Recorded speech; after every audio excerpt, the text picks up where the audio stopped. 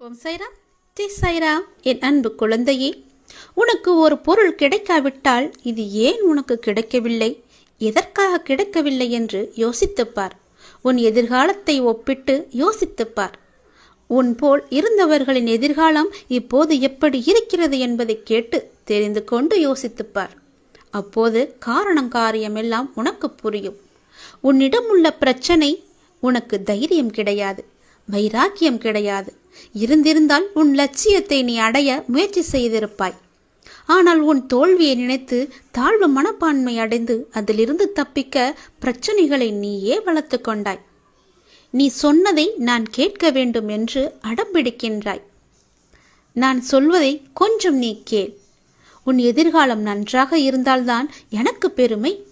நீ வாழ்வாங்கு வாழ வேண்டும் என்பதுதானே என்னுடைய ஆசை, உன்னுடைய ஆசையும். நிச்சயம் நீ வாழ்வாங்கு வாழ வேண்டும். வாழ்வாய். என் மனம் உனக்கு புரிந்ததா இல்லையா? நியாயமான கோரிக்கைகளை நிறைவேற்றுவதானே நான் இருக்கின்றேன்.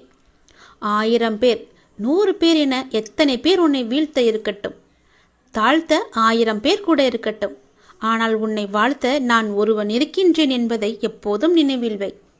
துன்பம் வரும்போது அதை நான் மறுக்கவில்லை. ஆனால் அந்த துன்பத்திலிருந்து தூக்கிவிட, கைப்பிடித்து அழைத்துச் செல்ல நான் வருவேன் என்பதை நீ மறக்கக்கூடாது. உன்னை கைப்பிடித்து பத்திரமாக அழைத்துச் செல்லவே நான் இருக்கின்றேன். எனக்கு வலிமையை கொடுக்கின்ற கடவுளின் மூலமாக அனைத்தையும் என்னால் செய்ய முடியும் என்கின்ற இந்த வாக்கியத்தை நீ 5 முறை கூறு. ஒவ்வொரு முறை நீங்கள் அதை கூறும் பொழுதும் நான் இதை நம்புகிறேன் என்ற சுய பிரகடனத்தோடு அதை நிறைவு செய். ஒவ்வொரு நாளும் 5 முறை இதை கூறிக்கொண்டே வா. இது மற்றற்ற ஆற்றலை உங்களுக்கு மனதில் கொடுக்கும். எப்பொழுதும் எந்த ஒரு மாற்றத்தையும் எதிர்க்கும் உங்களது ஆழ்மனம் இது போன்ற விஷயத்தை நம்பாதே என்று உங்களிடம் கூறக்கூடும். ஒரு விதத்தில் பார்த்தால் உங்களுடைய ஆழ்மனம் இந்த உலகத்தில் உள்ள மாபெரும் பொய்யர்களில் ஒன்று என்பதை நினைவில் கொள்ளுங்கள். உங்கள் திறன் பற்றிய உங்கள் செய்த தவறுகளில் அது உங்களுக்கு உடந்தையாக இருந்து அந்த தவறுகளை உங்களிடமே திருப்பி அனுப்புகிறது. எனவே உங்கள் ஆழ்மனதை பார்த்து, இதோ பார், நான் அதை நம்புகிறேன், நான் அதில் நம்பிக்கை கொள்வதை வலியுறுத்துகிறேன் என்று கூறுங்கள். நீங்கள் உங்கள் ஆழ்மனதிடம் அத்தகைய நேர்மறை தன்மையுடன் பேசினால் காலப்போக்கில் அது தன்னைத்தானே மாற்றிக்கொண்டு அதை ஏற்றுக்கொண்டு விடும். ஏனெனில் நீங்கள் இப்போது நேர்மறையான எண்ணங்களை அதனிடம் அனுப்பி கொண்டிருக்கிறீர்கள். வேறு வார்த்தைகளில் கூறுவதனால் கடைசியில் உங்கள் ஆழ்மனதில் உண்மையை கூறிக்கொண்டிருக்கிறீர்கள். சில காலத்திற்கு பிறகு அந்த உண்மையை உங்கள் ஆழ்மனம் உங்களிடமே திருப்பி அனுப்ப துவங்கும். கடவுளின் உதவியுடன் உங்களால் வெல்ல முடியாத தடை எதுவுமே கிடையாது என்பதுதான் அந்த உண்மை. நிச்சயம் நீ ஜெயிப்பாய். நம்பிக்கையோடு இரு. வெற்றி வரும். உனக்கு தயக்கமே இன்றி ஒவ்வொரு அடியும் நீ எடுத்து வை. இதற்கு முன்பு வெற்றி பெறுவதற்கு என்னெல்லாம் உனக்கு தடையாக இருந்துச்சோ தென்பட்ட அனைத்திற்குமே உனக்கு விடையாக நான் உனக்கு ஆலோசனைகளை தரப்போறேன். நிச்சயம் உனக்கு ஆலோசனைகள் கிடைக்கும். ஏனென்னா பிறருக்கு உதவும் குணம் உங்களிடம் இருக்கும் வர இறைவன் உனக்கு எப்போதுமே துணை இருப்பார். உங்களுடன் அவர் இருந்து கொண்டே இருப்பார். நீ கேட்ட கேள்விக்கான பதில் என்னிடமிருந்து நிச்சயம் உனக்கு கிடைக்கும். நீ சிந்திய ஒவ்வொரு துளி கண்ணீருமே எனக்கு தெரியும். நீ எதிர்பார்க்காத நேரத்தில் எதிர்பார்த்த செயலை நான் நடத்தி காமிக்கிறேன். நம்பிக்கையோடு இரு. உனக்கு நிச்சயமாகவே நன்மை உண்டு. இவ்வளவுதான நம்ம வாழ்க்கை, இதுதான நம்ம முடிவு, இதுதான் நம்முடைய விதி என நீ கூறாத. அது எந்த ஒரு மனிதனுக்கும் கிடையாது. மனிதன் என்ன கடவுளா? கடவுளுக்கு தெரியாதா? உன்னை படைச்ச இறைவனுக்கு தெரியாதா? அனைத்தையும் மாற்ற ஒரு நொடி போதும் அந்த கடவுளுக்கு. இறைவனை நம்பு. உனக்கு எல்லாமே நல்லதாகவும் ஏற்றதாகவும் ஏற்றமாகவும் இருக்கும். உன்னுடைய வாழ்க்கை நிச்சயம் நல்லபடியாக அமையும். நீயே எல்லாத்தையும் முடிவு செஞ்சிடாத. உன்னுடைய வழிகளும் உணர்வுகளையும் சில உறவுகள் புரிந்து கொள்ளாம இருக்காங்க. அவங்கள பற்றியெல்லாம் நினைச்சு நீ கண்ணீர் வடிக்காத. எவருக்கு எப்படி புரிய வைக்க வேண்டுமோ அப்படி நான் புரிய வச்சுக்கிறேன். அந்த பொறுப்பை என்னிடம் ஒப்படைச்சு விட்டு நீ தைரியமாக இரு. உனக்கானது கண்டிப்பா உனக்கு கிடைக்கணும்னு நான் பல முறை சொல்லியிருக்கேன் இல்லையா? கூடிய விரைவாகவே உனக்கு ஒரு நல்ல செய்தியை நான் கொடுக்க போறேன். அதனால எந்த கவலையும் நினைச்சு நீ கண்ணீர் வடிக்காத. அப்பா இருக்கிற நம்பிக்கையோடு இரு. தைரியமா இரு. உனக்கு நிச்சயம் நல்லது நடக்கும். என்னுடைய ஆலோசனை, என்னுடைய பதில், என்னுடைய விடை என எல்லாமே உனக்கு கிடைக்கும். என்னுடைய அனுக்கிரகமும் உனக்கு கிடைக்க போகுது. பாபா எங்குமே நிறைஞ்சி இருக்கிறன்ற நம்பணும். அம்மா, சற்று நேரத்துக்கு முன்னாடி உன் வீட்டு வாசல்ல வந்து குறைச்ச நாய்க்கு 2 காய்ந்த ரொட்டி துண்டு போட்டா இல்லையா? அந்த நாய்க்குள்ளதான் நான் இருந்தேன். எறும்புக்கும் பசிக்குமே என்று கவலைப்பட்டு தோட்டத்தில் நீ தானியங்களை போட்டு வச்சிருந்த இல்லையா? அந்த புண்ணியவதி நீதானே? அப்படி இருக்கும்போது உனக்கான நல்லதை செய்வதற்கு நான் எப்படி தயங்குவேன்? எல்லாமே உனக்கு கிடைக்கும்படி நான் செய்கிறேன். ஒவ்வொரு ஜீவராசியிலுமே உன்னுடைய அப்பா இருக்க. ஒரு சிறு எறும்புலேருந்து பெரிய உருவம் யானை வரைக்கும் எல்லா உயிருள்ள ஜீவனிலையும் உன்னுடைய அப்பா நீக்கமர நிறைஞ்சிருக்கேன் தங்கமே. உன்னுடைய வாழ்க்கையில உன் தற்போதைய போராட்டங்கள் எல்லாமே உனக்கு பெருசா தெரியுதுன்னு நினைக்காத. அது தற்போதைய நிலை உனக்கு கடினமா தான் தெரியும். அதனால நீ இதை எதிர்கொள்ளும் பொருட்டு உன்னுடைய வாழ்க்கையில இனி வரும் காலங்கள் எல்லாமே வசந்தம் வீச போகிறது. இப்போதைய போராட்டங்கள் எல்லாம் கண் எதிர நிற்கும் எதிராளி உன்னுடைய கர்மா தான், உன்னுடைய மாயை தான், அது உன்னுடைய விதி. இதையெல்லாம் நீ பெருசுப்படுத்தாத. இந்த 3மே எல்லோருடைய வாழ்க்கையிலும் நடந்துகிட்டே இருக்கும். நல்லது கெட்டதை தீர்மானிக்கும் பொருட்டு தான் எல்லோருடைய வாழ்விலும் இருக்கும் ஏற்றமும் சர்க்கல்களும். அதனால நீ இதை பத்தி பெருசா எடுத்து உன் மனசை நீ குழப்பிக் கொள்ளாத. ஒருவருடைய வாழ்க்கையில உள்ள மன உறுதி அவர் போகும் பாதையின் தூரத்தை தான் தீர்மானிக்கும்.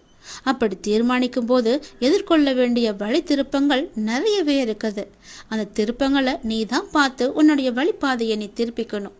அதில் அவர் எடுக்கும் முடிவுகள் அவரவர் சிந்தனை என யுத்த காலத்தின் பரிமாணங்கள் இங்கு உனக்கு போராடு யூகம். அவற்றின் வழிமுறைகள் எல்லாமே நிச்சயம் மாறும். நீ தான் பக்குவமாக பயன்படுத்திக்கணும். நீ என்னை நம்பு. நீ என்னை நம்புற இல்லையா? நீ நிச்சயம் கரை சேர்வ. நன்மை உனக்கு விளைஞ்சிக்கிட்டே இருக்கும். நீ என்னுடைய பாதுகாப்புல தான் இருக்க. நான் உன்னை எப்பொழுதும் என் கண்ணுக்குள்ள இமை காப்பது போல காத்துக்கிட்டு இருக்க. நிறைவான மகிழ்வான வாழ்க்கையை நீ வாழப்போகிற. கண்டிப்பா உனக்கு நல்லது நடக்கும்படி நான் செய்கிறேன். என்னை நம்பு. நீ நிச்சயம் அழ வேண்டிய அவசியமே கிடையாது. உனக்கானது எல்லாமே தயாராக இருக்கு. நிறைவான மகிழ்வான வாழ்க்கையை நீ வாழ போற. நிம்மதியா இரு. இப்போது உன மனசுல இருக்கிறதுக்கு சந்தோஷம் மட்டும்தானே உனக்கு வேணும்? உன்னுடைய குழப்பத்துக்கெல்லாம் பதில் தானே வேணும்?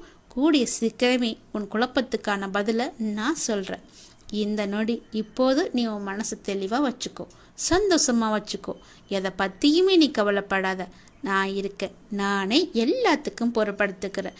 நானே எல்லாத்தையும் பார்த்துக்கிறேன். நீ இனி எதுக்குமே கவலைப்பட வேண்டாம் தங்கமே. பாபாவின் திருவுருவத்தை அடிக்கடி நாம் பார்க்க வேண்டும். அவர் எப்போதும் நினைக்காது உதவும். அப்படி என்ற நோக்கத்துடன் பாபாவை போட்டோ எடுப்பதற்கு பம்பாயிலிருந்து சில மாணவர்கள் கேமரா ஒன்றுடன் வந்திருந்தனர்.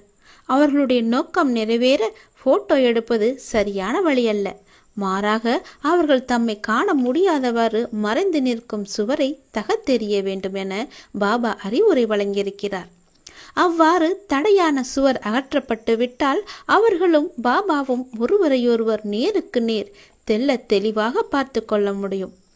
தகத்தெறிவது என்பது எதிர்மறையான சாதனை. பாபாவின் சூசகமான பேச்சின் உட்பொருள் என்ன என்பதை தெரிந்து கொள்ள வேண்டும். அந்த வாலிபர்கள் தாங்கள் என்பது தங்கள் உடல்கள்தான் என கருதியது போல் பாபா என்பதும் பாபாவின் சரீரம்தான் என கருதினர். அந்த மாதிரி அனுமானங்களை விடாமல் பாபாவின் உடலை மட்டும் போட்டோ எடுக்க முயற்சி செய்யும் வரை தங்களை பற்றியும் பாபாவை பற்றியதுமான ஸ்வரூபம் சம்பந்தமான அவர்களது தவறான நோக்கங்களிலிருந்து விடுபட முடியாது.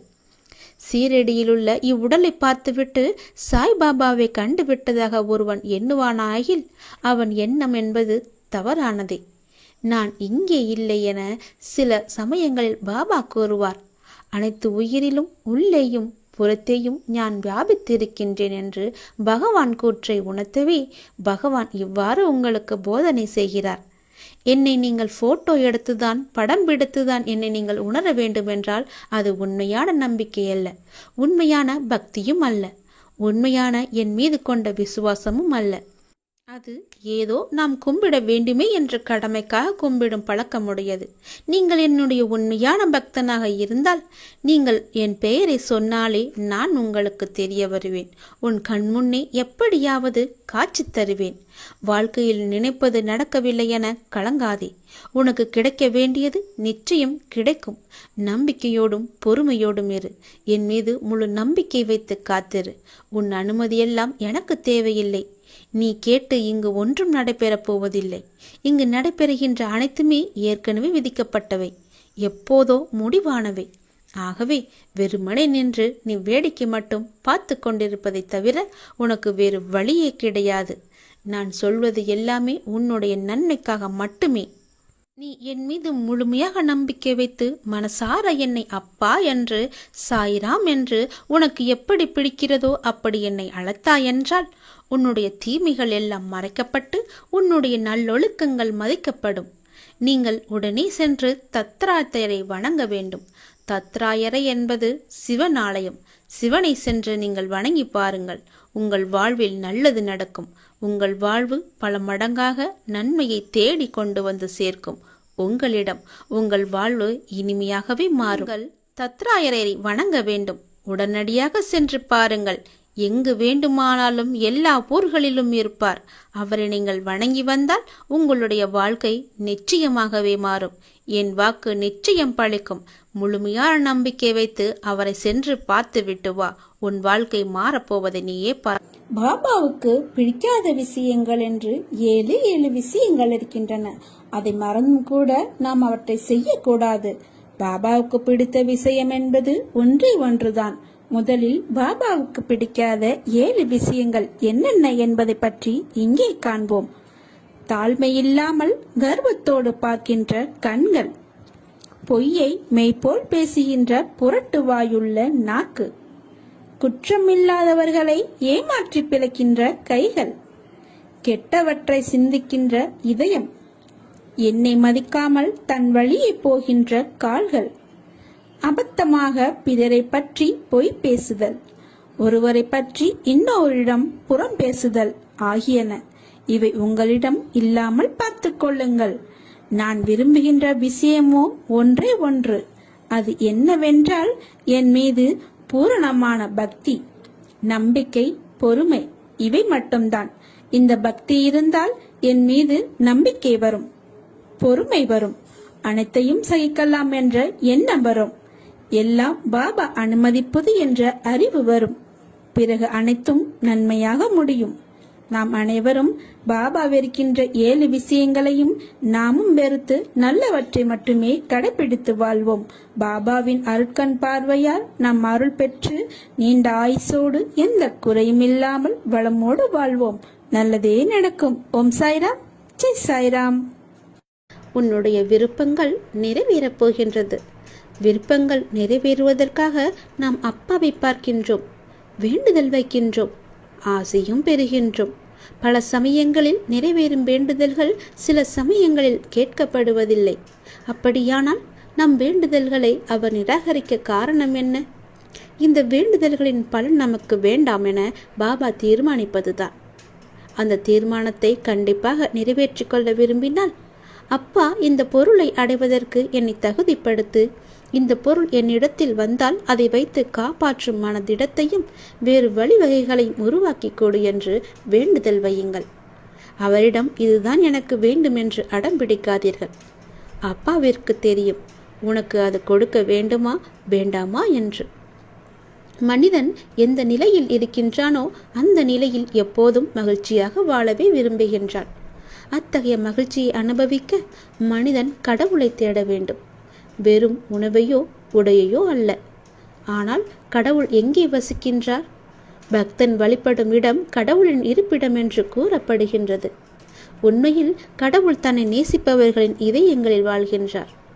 தன்னை உணர்ந்தவர்கள் தங்களை சுற்றியுள்ள மக்களுக்கு சேவை செய்வதன் மூலம் கடவுளின் பலிபீடத்தில் தங்களை அர்ப்பணிக்க வேண்டும். சமுதாயத்தில் ஏழைகளுக்கு சேவை செய்வது உண்மையில் தெய்வீக சேவையாகும். கடவுள் சக மனிதர்களின் வடிவில் மக்களை காப்பாற்ற வருகின்றார். தேவைப்படுபவர்களுக்கு உதவ வேண்டும் என்ற தம்முடைய விருப்பத்தை நிறைவேற்ற தேவன் நம்மை அவருடைய கருவிகளாக பயன்படுத்துகின்றார். நாமும் அவருடைய கருவிகள்தான். அப்பா நமக்கு கொடுத்தது நாம் பிறருக்கு கொடுப்போம், அவ்வளவுதான். எல்லாவற்றையும் அல்ல, நம்மால் சிறிதாக கொடுக்க முடிந்தால் கொஞ்சம் கொடுங்கள். மற்றவர்களுக்கு நாமே கடவுளாக தெரிவோம். யாரோ ஒருவருக்கு உதவ யாருமே இல்லை என்று நினைக்கும் பட்சத்தில் நீ சென்று உதவிக்கரம் நீட்டிப்பார். நீயே அவர் கடவுள் உன்னை கையெடுத்து கும்பிடுவார். அப்போது தெரியும் உனக்கு எவ்வளவு மகிழ்ச்சி ஏற்படுகிறது என்று, உன்னுடைய மனதில் எவ்வளவு நிம்மதி ஏற்படும் என்று. கடவுள் உணர்தலுக்கான பாதையை தீர்மானிக்கும் திறன் நம் ஒவ்வொருக்கும் இல்லாமல் இருக்கலாம். ஆனாலும் நாம் விரக்தியடைய தேவையில்லை. சமூக சேவை செய்ய பல வழிகள் உள்ளன. பலவீனமானவர்களுக்கும் ஆதரவு அற்றவர்களுக்கும் நம் சக்திக்கு உட்பட்டு உதவ முடியும். முழு அர்ப்பணிப்புள்ள சமூக சேவையாளருக்கு உதவி மற்றும் ஆதரவை பணமாகவோ அல்லது பொருளாகவோ அல்லது உழைப்பின் மூலமாகவோ வழங்க முடியும். உழைப்பின் மூலமாகவோ வழங்கினால் மிகவுமே நல்லது. ஒரு சிறு விதையை நட்டால் அது பெரிய மரமாக வளர்ந்து பலரின் பசியை போக்குகின்றது. சமூகத்திற்கு நாம் செய்யும் சேவையும் அப்படித்தான். அதுபோல தன்னலமற்று முழு மனதுடன் நம்மால் இயன்ற சேவையை செய்தால் அப்பாவின் அளவற்ற அருளை அனுபவிக்க தகுதி உடையவர்களாகி விடுவோம். நாமும் கடவுளாக தெரிவதற்கு கடவுள் நம்மை அர்ப்பணித்திருக்கிறார், உருவாக்கியிருக்கிறார். நாமும் சிறு சிறு உதவிகளை செய்வோம். உனக்கு எப்போதுமே அந்த தைரியம்தான் உனக்கு உறுதுணையாக இருக்கும். சில நிகழ்வுகள் உன்னை அச்சுறுத்தி பார்க்கும். அதனுடைய சலசலப்புக்கு நீ அஞ்சு விடக்கூடாது தங்கமே. உன்னுடைய பொறுமை இழந்து அவசரமாக எந்த முடிவும் எடுத்து விடாத. உன்னை சுற்றி என்ன நடக்குது என்பதை நீ புரிஞ்சு கொள்ள உனக்கு ஒரு வாய்ப்பு கிடைக்கும். அது உன் வாழ்வில் சரியான தீர்மானத்துக்கு அதுவே உன்னை அழைச்சிட்டு போகும். அதுவே நல்ல வழிகாட்டியாகவும் இருக்கும். அந்த வாய்ப்பை நீ சரியாக பயன்படுத்திக்கோ. இப்போது உன்னுடைய பயணத்தை நீ தீர்மானிக்கவில்லை, அதை நான் தான் தீர்மானிச்சிருக்கேன் தெரியுமா? நீ செல்லும் பயணத்தில் உள்ள வாழ்விற்கான ஒரு நன்மை இருக்கு. அது என்னன்னு நீயே போக போக புரிஞ்சுப்போ. அதோடு உன் மன குழப்பத்திற்கும் ஒரு நல்ல தீர்வு கிடைக்க போகுது. எல்லாமே நன்மையில முடிய போகுது. உனக்கு இது அற்புதமான காலகட்டமாக இருக்க போகுது. உன் அப்பா நான் சொல்வது எல்லாமே உன்னுடைய நன்மைக்காக மட்டும்தான். உன் கடந்த கால வாழ்க்கையை நினைச்சு நீ மிகவும் வருத்தப்படுற இல்லையா? கடந்த காலம் கடந்த காலமாகவே இருக்கட்டும். இனி வரப்போகிற காலம் உனக்கு தித்திப்பாக மாறப்போகுது. இது உன்னுடைய அப்பாவின் வாக்கு. மீண்டும் ஒரு முறை மாயைகள் நிஜமென்று நீ நம்பி பின்னால் சென்று இறுதியில் அதுவும் மாயை என்ற முடிவுக்கு நீ வந்துக்கிட்டு இருக்க. மாயையை நீ நம்பாத. இதனை வெல்ல மனசில் உன்னுடைய மனசுக்குள்ள ஒரு வைராக்கியம் வரணும். எத்தனை பெரிய இன்பத்தையும் தருவது போல மாயை உனக்கு வேடிக்கை காட்டினாலும் அதன் பின்னே வைராக்கியமாய் வேண்டாம் என்று தான் நீ போகணும். அது தள்ளிட்டு நீ முன்னே போயிட்டேரு. அதற்குத்தான் பழைய படிப்பினைகள் உனக்கு தேவைப்படுது. உன் வாழ்க்கையில் நீ செய்ய வேண்டிய கடமைகள் பல இருக்கு. முழு நேரமும் மாயையின் பின்னால் செல்லாமல் உன் கடமைகளை நிறைவேற்ற நீ முயற்சி செய். நான் உனக்கு தரும் பரிசு மாயை அல்ல, அது நிஜமான ஒன்று. அது விரைவில் உன்னை வந்து சேரும். கண்டிப்பாகவே கிடைக்கும். ஒரு விஷயத்தை நீ எந்த கண்ணோட்டத்தில் பார்க்குறாயோ மற்றவங்க அதே கண்ணோட்டத்தில் தான் பார்ப்பாங்கன்னு கிடையாது. உனக்கு வேறு கண்ணோட்டமாக இருக்கும், அவங்க பார்க்கும் விதம் வேறையாக இருக்கும். அது சரியாகவே இருந்தாலும் மற்றவர்கள் பார்வைக்கு அது தவறாக கூட இருக்கலாம். ஆனால் உன் மனசு நான் அறிஞ்சேன். உன் நோக்கம் எப்போதும் நேர்மறை எண்ணத்தோடு இருப்பதால் நான் உன் வாழ்க்கையில் எந்த மாதிரியான பிரச்சனைகள் வந்தாலும் உன்னால் சமாளித்து மேலே வர முடியும். எப்போதும் போல நீ மற்றவர்கள் என்ன நினைப்பாங்கன்னு சிந்திக்காம உன் பணிகளை நீ சிறப்போடு செஞ்சுட்டு வா. உன் பொருளாதாரம் மேம்படக்கூடிய காலகட்டம் இது. பண வரவு உண்டாக போகும். உன்னுடைய சிக்கல்கள் எல்லாமே தீரும். நடப்பது எல்லாமே உனக்கு சாதகமாகவே இருக்கும். உன்னுடைய பயணம் நிச்சயமாகவே மகிழ்ச்சி அளிக்க போகுது. இனி நீ எப்போதும் சந்தோஷமாகவே இருக்க போற. நீ என்னிடம் கண்ணீர் வடித்து கேட்டதை நான் உனக்கு நிறைவேற்றி தரப்போற. நீ எனக்கு வாக்கு கொடுத்ததை நிறைவேற்ற தயாராக இரு. நீ என்ன வாக்கு கொடுத்தா என்பது உனக்கு ஞாபகம் இருக்கிறதா? உன்னுடைய வேண்டுதல் நிறைவேறியதும் நீ எனக்காக செய்வேன் என்று ஒரு வாக்குறுதி எனக்கு கொடுத்திருக்க. அதுவும் தீபமேற்றி, என் முன்னால் தீபமேற்றி எனக்கு நீ வாக்கு கொடுத்திருக்க. அந்த வாக்குறுதியை எதுன்னு ஞாபகப்படுத்தி அதை நீ செஞ்சிட்டு வா. கண்டிப்பாவே உன்னுடைய வேண்டுதல் நிறைவேறும். நீ கொடுத்த வாக்குறுதியை நிறைவேற்று. நான் உனக்கு செய்ய வேண்டியதை கண்டிப்பாக செய்கிறேன், இல்லைன்னு சொல்லாமல் செய்வேன். முதல்ல உன்னுடைய வாக்குறுதி எது என்பதை நீயே தீர்மானம் செய்து ஒரு நல்ல முடிவுக்கு வா, எப்போது செய்ய போறேன்னு. சீரடி ஸ்ரீ சாயப்பாவிடம் பக்தர்கள் எப்படி ஈர்க்கப்பட்டார்கள் என்பதை நாம் நினைவு கூற வேண்டும்.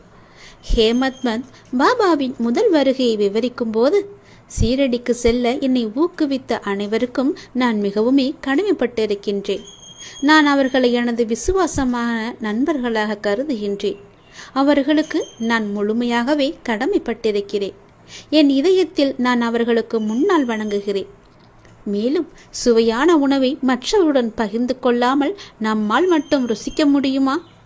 மற்றவருடன் பகிர்ந்து கொள்வதில் நமக்கு மகிழ்ச்சி கிடைக்கும் அல்லவா? எனவே நாம் சாயப்பாவின் கதைகளை மற்றவர்களிடையே பரப்புகிறேன். அது எனக்கு மிகுந்த மகிழ்ச்சியை அளிக்கிறது என்று அவர் மேலும் கூறிக்கொண்டே இருந்தார். எனவே சாயப்பாவின் காதல் நிறைந்த அற்புத கதைகளின் அமிர்தத்தை நாம் யாரை கண்டாலும் அவர்களுக்கு பரப்ப வேண்டும். அப்பாவை பற்றி பேசும் வாய்ப்பு வரும்போதெல்லாம் பெருமை, அந்தஸ்து, செல்வம், கல்வி, ஜாதி போன்ற உணர்வுகளை எல்லாம் ஒதுக்கி வைத்துவிட்டு நாம் சீரடி சாய்பாபாவின் பாத தூசிகள் என்ற உணர்வோடு அவருடைய மகிமையை பரப்ப வேண்டும். இத்தகைய பழக்கம் சாயப்பாவின் புகழை தனது பிரபலமான பாடல்கள், கதை கூறுவதன் மூலம் பரப்பியதற்காக தாஸ்கனுவிற்கு கிடைத்த நல்ல பெயரின் ஒரு பகுதியை பகிர்ந்து கொள்ள செய்யலாம். எப்படியென்றால், நாம் அப்பாவை தரிசித்த நாள் முதல் நமக்கு கிடைத்த அனுபவங்களையும் மகிமைகளையும் அற்புதங்களையும் எல்லாவற்றிற்குமே சொல்ல வேண்டும். நிமிஷத்திற்கு ஒரு முறை அப்பா என்று அவரின் நாமங்களை சொல்லிக்கொண்டே இருக்க வேண்டும். பார்ப்பவர்களிடெல்லாம் நாம் அப்பாவை பற்றிய புகழை மட்டுமே பாடிக்கொண்டிருக்க வேண்டும். நீ பார்க்கும் பார்வையில்தான் அப்பாவினுடைய சக்தி இருக்கிறது. அவரை நீ கல்லாக பார்த்தால் ஒரு கல்லாக தெரிவார். அவரை நீ முழுமையாக மனிதனாக பார்த்தால் அவர் உனக்கு சரிசமமான மனிதனாக தெரிவார். நீ அவரை குருவாக பார்த்தால் உனக்கு ஒரு நல்ல குரு. நீ அவரை தெய்வமாக பார்த்தால் நீ கேட்டதை எல்லாம் தரும் ஒரு நல்ல தெய்வமாக, உனக்கு சக்தி கொடுக்கும் தெய்வமாக, உனக்கு பக்க பலமாக, உனக்கு துணையாக இருக்கும் தெய்வமாக அவர் எப்போதுமே இருப்பார். உனக்கு ஆசிகள் வழங்கும் தெய்வமாகவே அவர் உன் கண்ணுக்கு தெரிவார். இருட்டில் திசைகளை அறிய முடியாத பிரம்மை சூரியன் உதித்தவுடன் நீங்குவது போல இல்லாத ஒன்றான நான் என்ற அகங்காரத்தையும் எனது என்ற மமகாரத்தையும் உள்ள ஒன்றேயான பிரம்மஸ்வரூப அனுபவத்தில் தனக்கு தானே உதிக்கும் ஞானம் அழிந்துவிடும். வண்டினால் கொட்டப்பட்ட புழு வண்டாகவே ஆவது போல உனது உண்மை நிலையில் நீ இருப்பாய். சாதாரணமாக ஒருவன் காண்பது என்றால் அங்கு காண்பவன் காணப்படுவது காட்சி என்ற முப்படிகள் வருகின்றன அல்லவா? நீ என்னத்தை பார்த்து கொண்டிருக்கின்றாய்? ஒரு பளிங்கு சிலையாகவா, ஒரு குருவாகவா, ஒரு மனிதனாகவா, ஒரு தெய்வமாகவா நீ அவரை பார்க்கின்றாய்? எப்படி பார்க்கின்றாயோ அப்படியே உனக்கு அந்த காட்சி தோன்றும். ஒரு யோகியானவன் எல்லாம் ஒன்றே என்று காண்பது அவனது ஞானக்கண்ணின் காட்சி. ஒரு யோகிக்கு அந்த சாதாரண ஊனக்கண் காட்சி கிடையாதா என்று கேட்டால் உண்டு என்றுதான் சொல்ல வேண்டும். ஆனால் அப்படி அவன் பார்க்கும்போது பார்க்கப்படும் பொருளும் ஆன்மாகவே அவனுக்கு தெரியும். அதுபோல நீ பார்ப்பது அவருடைய பார்வையை மட்டுமல்ல, அவருடைய உனக்கும் அவருக்கும் உண்டான ஒரு உறவை நீ எப்படி ஏற்படுத்தி கொள்ளப் போகின்றாய் என்ற உன்னுடைய பார்வையிலேயே இருக்கிறது. நீ ஒரு உற்ற தோழனாக பார், ஒரு நல்ல குருவாக பார்.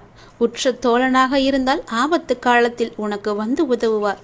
ஒரு குருவாக இருந்தால் வேண்டிய போதெல்லாம் உனக்கு ஆலோசனை கூறுவார்.